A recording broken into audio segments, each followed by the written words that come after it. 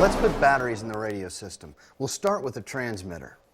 Remove the battery compartment door by pressing the tab and lifting the door up. Install the batteries, making careful note of the polarity. Reinstall the battery door and snap it close. Turn on the transmitter and check the power indicator for a solid red light. If the power indicator light flashes, then the transmitter batteries are weak or discharged. Replace them with new freshly charged batteries. The holder for the receiver batteries is located underneath the battery cover. The battery cover on the T-Max can be identified by the on-off switch. Remove the battery cover by removing the two 3x10mm round head self-tapping screws from the cover. On the Nitro Rustler, the receiver batteries are located under the cover on the rear bumper. The cover is held on with two body clips. On the Nitro Fortec, the batteries are located on the chassis, behind the front right tire. Loosen the strap to release the battery holder. Now remove the battery holder and install 4 AA alkaline batteries into the holder. Use the diagrams molded into the battery holder to make sure the polarity is correct. Always use new or freshly charged batteries in the radio system. Place the battery holder back in the cover. Direct the wires through the slot so that the battery cover won't pinch them. Now reinstall the battery cover. Finally, secure the battery cover with the screws. Revo is equipped with an integrated 5-cell rechargeable battery pack to power the radio system. The RX Power Pack must be fully charged before running the truck. Use the included RX Power Charger to charge the battery pack. The RX Power Charger is a peak detecting AC-DC charger. An AC power supply is included with Revo. A DC charge cord for field use is sold separately. Plug the end of the AC power supply into the back of the charger. Plug the AC power supply into any 110-volt wall outlet. With no battery connected, the green light on the face of the charger will light. Revo's charge jack is located under the chassis.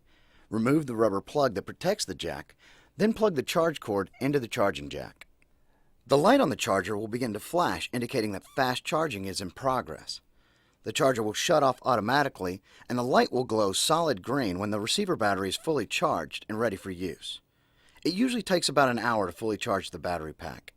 Unplug the charging cord and replace the protective rubber plug. When the charger is not in use, wind the charging cord around the cord holder. To secure the cord, insert the end into the retaining slot at either end of the cord holder. Never leave your batteries charging unattended. Please read your operating instructions for additional precautions, procedures, and care for your battery and charging system.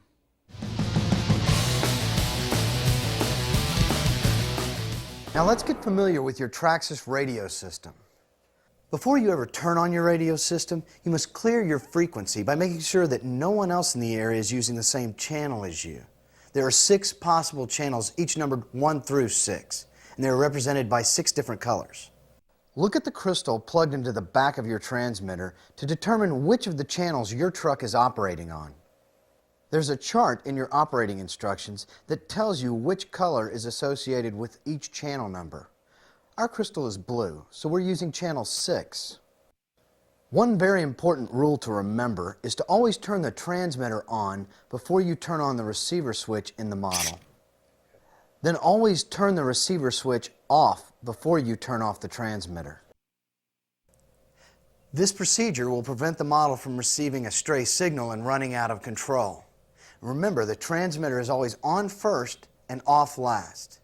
Also, never turn off the radio system while the engine's still running. Fully extend the chrome antenna mast on the transmitter and turn the switch on.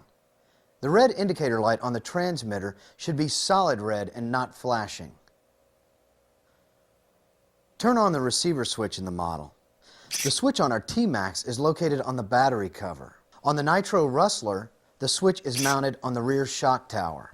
On the Nitro Fortec, the receiver switch is located on the chassis. On your Revo model, the switch is located on the top of the receiver cover. Position the model so that the front wheels are off the ground. Turn the steering wheel on the transmitter back and forth and check for rapid operation of the steering servo. If the steering operates slowly, check for weak receiver batteries. When looking down at the model, The front wheels should point straight ahead. If the wheels are turned slightly to the left or to the right, slowly adjust the steering trim control on the transmitter until the wheels point straight ahead. Operate the throttle trigger on the transmitter and check for rapid operation of the throttle servo. When the throttle trigger is pulled back, the carburetor should open. When the throttle trigger is pushed away or forward, the brakes should lock. Our T-Max uses the TQ3 transmitter with the grip shifter. Operate the shift button on the transmitter. Check for rapid operation of the shifting servo.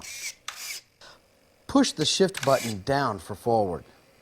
The servo will push the transmission shift rod into the transmission. Push the shift button up for reverse, and the servo will pull the shift rod out of the transmission. Before each running session, it's a good idea to range test the radio system. Have a friend hold the model with the engine off. Make sure the antennas on both the model and the transmitter are fully extended. Operate the transmitter controls to make sure the radio system is working correctly. Walk away from the model with the transmitter until you reach the farthest distance you plan to operate the model. Operate the controls on the transmitter once again to verify the model responds correctly. Never operate